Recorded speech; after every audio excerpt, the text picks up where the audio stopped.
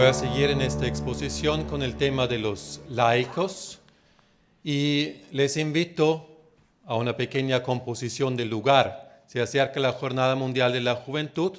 A mí me tocó vivirla de hace 3 años en Cracovia y tuvimos la misa con todos los jóvenes del Regnum Christi acompañados por consagradas, consagrados, sacerdotes en una gran iglesia parroquial de San Juan de Cracovia. Y entramos, cantamos, comenzamos la misa, saludamos al párroco.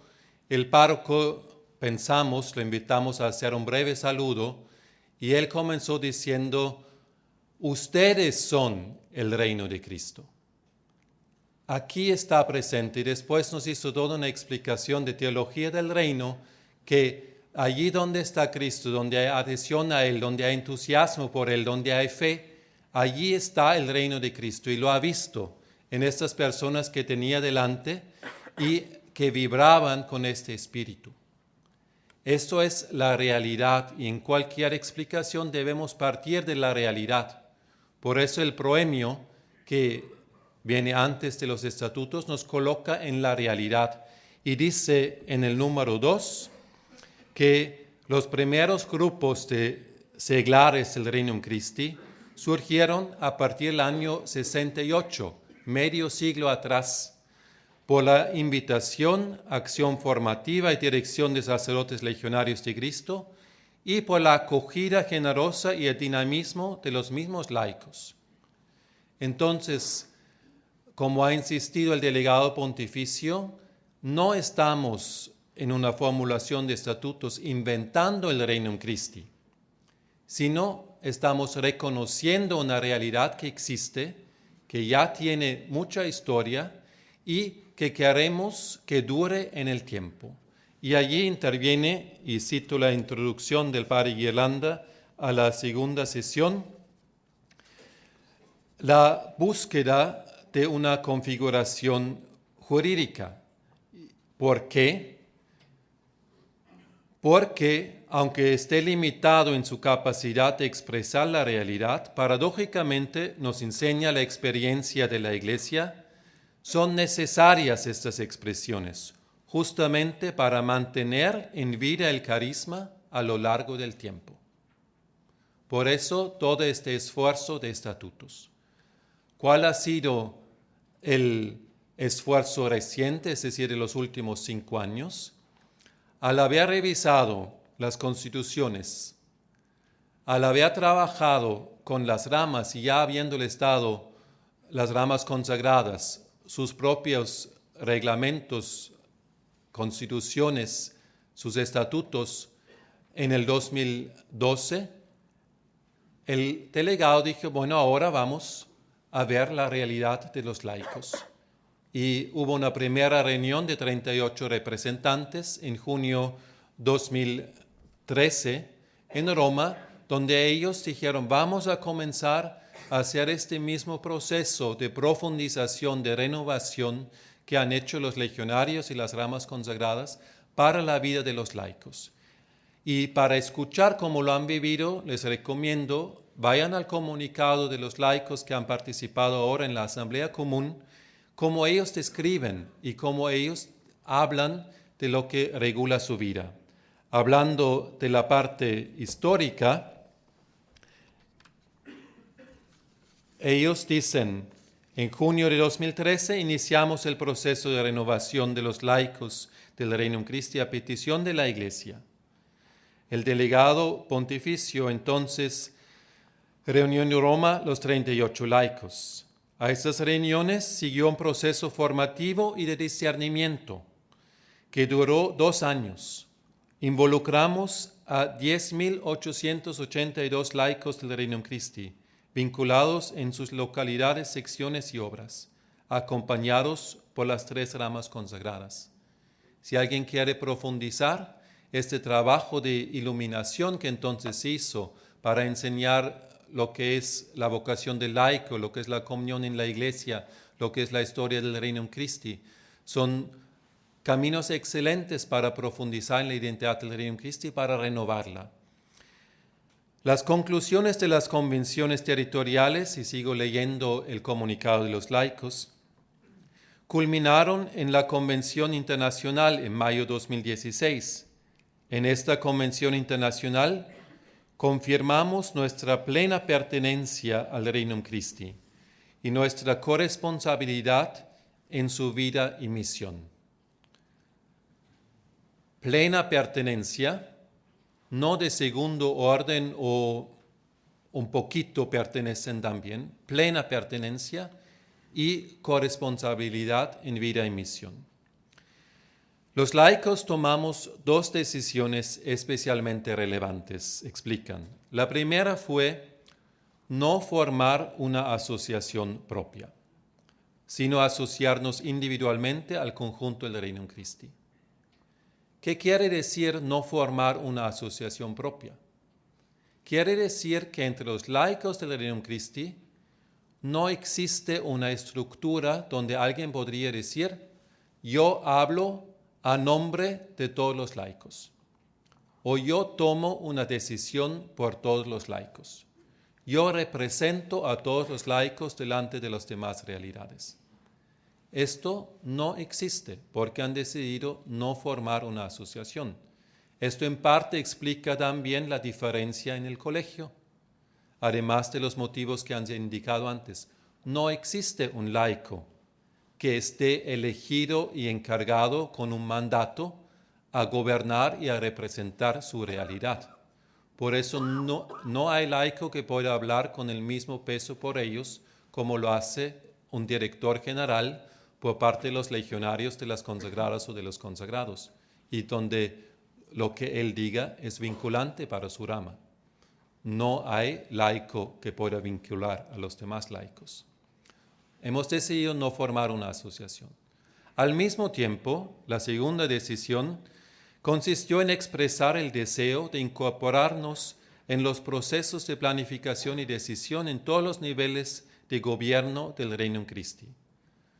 Corresponsabilidad en vida y misión, incorporarse en todos los procesos que tienen responsabilidad y dirección en el movimiento. La segunda decisión importante. Y a partir de allí, ¿cómo hacemos esto? En los oradores que siguieron, además de una contribución muy significativa en la profundización del mismo espíritu del Regnum Christi, también ha habido varios elementos como colocar los laicos desde el punto de vista organizacional. Y lo vemos en los mismos estatutos.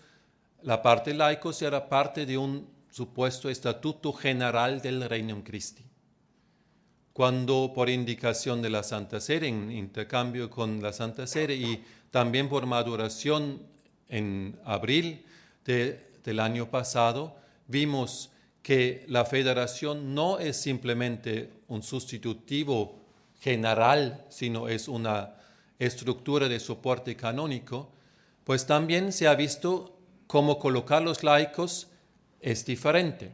Y hoy en día, y los laicos mismos en su comunicado lo dicen, tenemos dos textos, y tienen dos textos que rigen su vida: el estatuto y el reglamento. En el número 4 de su comunicado explican en qué sentido les rige el estatuto. El estatuto nos da el fundamento espiritual, nos da los principios de acción apostólica, nos da lo que tenemos en común con todos, pero lo tenemos también como nuestro, como propio, dicen los laicos. No porque lo tenemos en común, no lo tenemos como propio. Lo tenemos para regir nuestra vida, y para ellos ha sido muy importante que esas partes de espiritualidad y principios apostólicos estén en los estatutos, en el código primario, la ley fundamental del Regnum Christi, y allí lo tienen propio. En la segunda parte de los estatutos dicen, tenemos la parte organizativa, y se explica cómo en cuanto a organización efectivamente participamos en los procesos de planeación y de decisión del Regnum Christi. Por medio de la participación es un paso adelante respecto al pasado en todos los órganos y a todos los niveles. en las localidades, en los territorios, a nivel general, en las obras, en las secciones. En todas partes participan y son corresponsables del carisma de las decisiones. Y allí es importante que tenemos un concepto suficientemente amplio de corresponsabilidad. ¿En qué consiste una responsabilidad ante un carisma? El documento Mutue Relaciones, que explica la relación entre congregaciones religiosas y obispos, afronta esta pregunta de principio en número 11 y explica que el carisma fundacional, el carisma del fundador de una institución, este carisma es una experiencia del Espíritu participada. Una experiencia del Espíritu participada que los que se adhieren a ese carisma deben vivir, custodiar, profundizar y desarrollar. Y, por tanto, ser corresponsables de un carisma no es ir cada 5 años a una votación o algunos pocos ir a las tan queridas reuniones para tomar decisiones, sino la responsabilidad fundamentalmente es vivir, custodiar, profundizar, entender cada vez mejor, desarrollar. Y la frase en Mutue Relaciones termina en el cuerpo de la Iglesia, el cuerpo de Cristo, que siempre está en crecimiento. Hoy en día, la renovación, nuestra presencia, está en el crecimiento de la Iglesia. Y vuelvo a eso en un momento, al hablar del reglamento. Entonces, en los estatutos, ellos dicen, tenemos el fundamento, el espíritu, los principios de apostolado, la misión común, que es nuestro propio, y tenemos la parte organizativa del conjunto. Mientras el reglamento son un conjunto de normas que define el modo en que los laicos vivimos el carisma del Regnum Christi. Esta norma regula su vida ya en concreto, propia. Les invito que tomen la hoja con los extractos del reglamento y vamos a repasar lo que es el conjunto de normas para su vida y también ilustrar en este mismo espíritu de continuidad y renovación que han profundizado en estos años en que han reflexionado sobre su identidad. Lo primero que los laicos ponen en su reglamento es su identidad.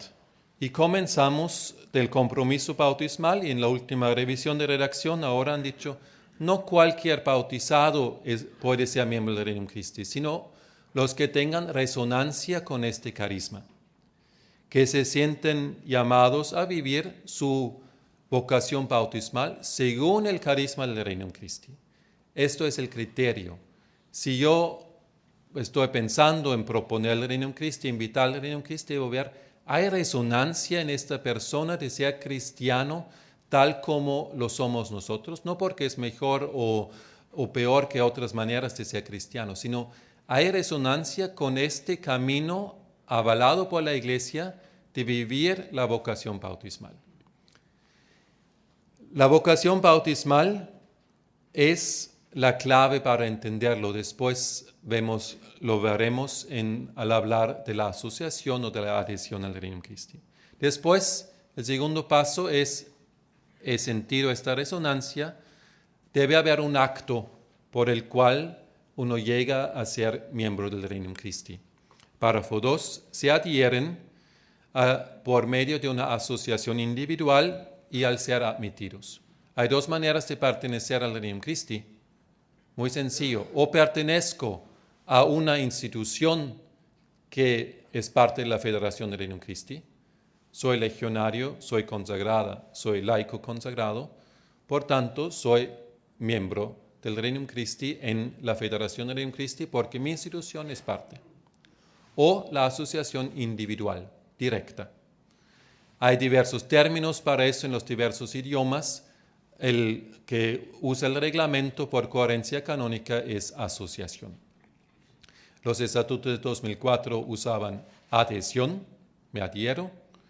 En otros idiomas se dice join, Beitritt, etc., que es incorporación en español en el rito, pero lo que quiere decir es formo parte por una decisión y por una admisión.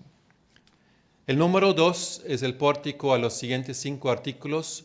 No voy a explicarlos, pero son las 5 dimensiones esenciales de la vida de un miembro del Redenum Christi. En la vida espiritual, la formación, el apostolado, el acompañamiento personal y la vida de equipo. Y a cada uno de estos elementos se dedica un artículo y se explica. Especialmente rico es el de ser apóstol, pero también esta insistencia en la comunión, en ser equipo.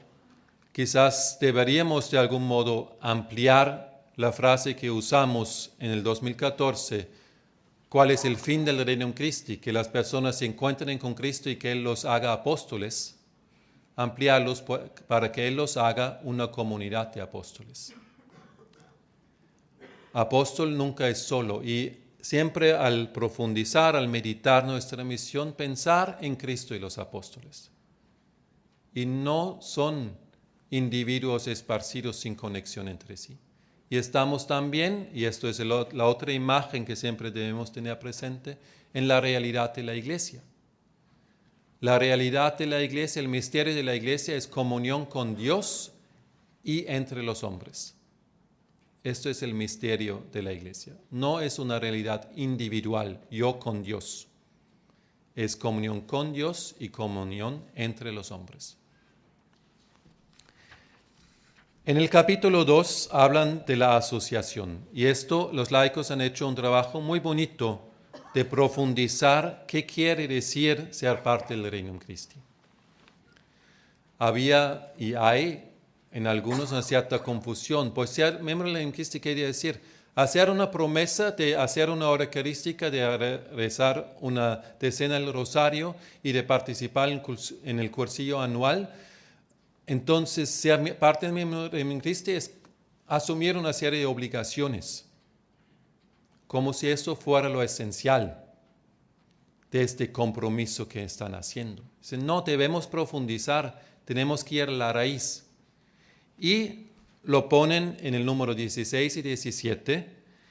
Lo básico es acoger conscientemente su vocación bautismal a la santidad y al apostolado. Este problema de los últimos siglos, casi todos, creo que aquí también, fuimos bautizados de bebés.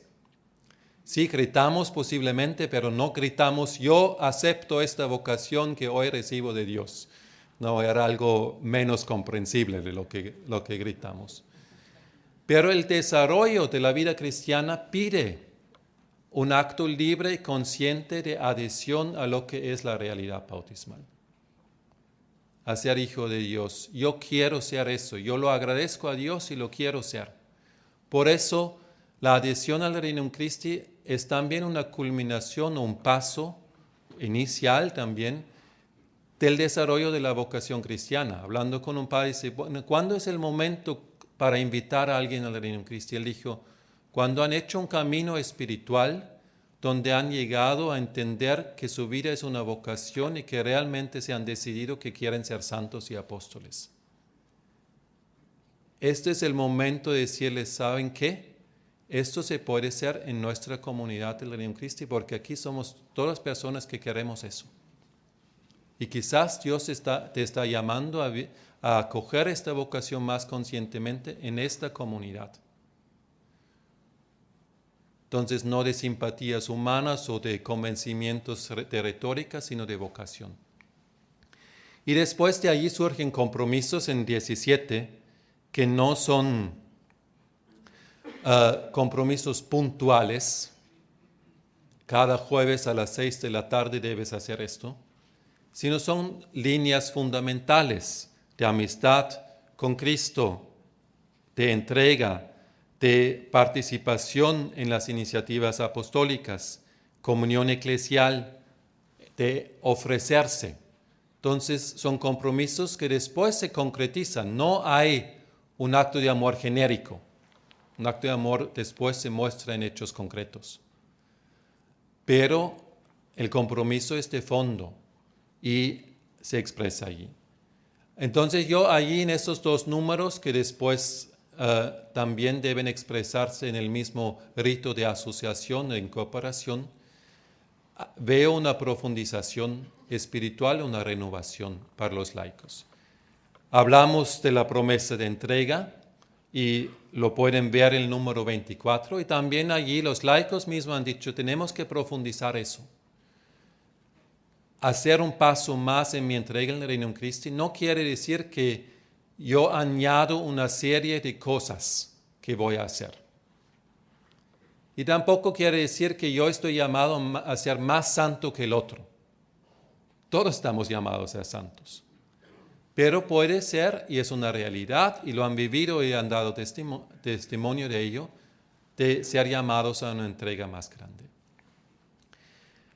Los equipos, en el número 30, se ofrece un desarrollo ya más oficial que dice, ordinariamente siguen siendo compuestas por personas del mismo sexo y de etapa de vida, relaciones de amistad, afinidad, intereses comunes.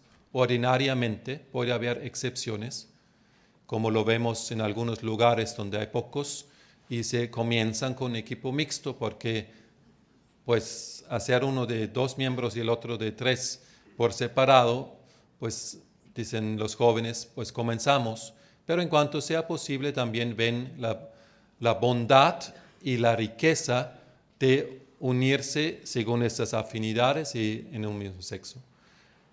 Pero pone como oficial, pueden existir equipos de matrimonios dirigidos por un matrimonio. Se hace la experiencia en varios países, se ven los frutos positivos y se reconoce oficialmente que esto es una bondad, es un desarrollo ulterior. En el capítulo 5 habla que una expresión de vivir plenamente el carisma y de participar corresponsablemente también es la participación en los diversos órganos de autoridad. Y los siguientes números, a partir del 37, explican cómo se da en cada lugar y cómo se escogen estos laicos que asumen estas funciones. Esto es típico, estatutos dicen que los debe haber, el reglamento dice cómo se decide quiénes son. Porque esto puede variar en el tiempo según las circunstancias, es una norma de ejecución de cómo ponerlo en práctica, por eso no en los estatutos, sino en un reglamento. Y finalmente el último número, la parte 2, dice, análogamente a lo que se ha explicado para los laicos, se aplica también a los sacerdotes diocesanos, seminaristas y diáconos. Con esto les dejo una última tarea y creo que el padre Eduardo por la tarde lo va a retomar. ¿Cuál es nuestra contribución a todo eso de los laicos? En el comunicado, ellos exponen al final, se dirigen a las ramas consagradas y dicen, gracias por haber estado entre nosotros con su presencia y su servicio, síganlo haciendo y mencionan algunos aspectos, la formación, la dirección, etc. Y el número 5.3 del estatuto explica eso para los legionarios. Entonces, si ustedes, aquí hay muchos legionarios en formación, se quieren preparar para trabajar en el Reino Christi, pueden poner eso como sus objetivos a alcanzar y para medirse en sus avances. Lo que allí dice, yo ya estoy en grado de vivirlo, de ofrecerlo. Se puede meditar cada palabra en comunión con todos. ¿Soy capaz de vivir la comunión? Colaboran en la formación, la dirección y la proyección apostólica. Soy capaz de formar, de dirigir, de proyectar apostólicamente. en un modo que promuevo la plenitud de su vocación bautismal y no de tenerlos allí de ayudantes que me quitan mis problemas, sino de promoverlos a la plenitud y a su liderazgo. Y establecen las instituciones y emprendan acciones que evangelizan en profundidad y extensión. Soy capaz de hacer una contribución en eso, en comunión con todos. Y con esto vamos a seguir en la siguiente presentación sobre las obras, que nos pregunta justo, ¿somos capaces y cómo queremos evangelizar en profundidad y en extensión?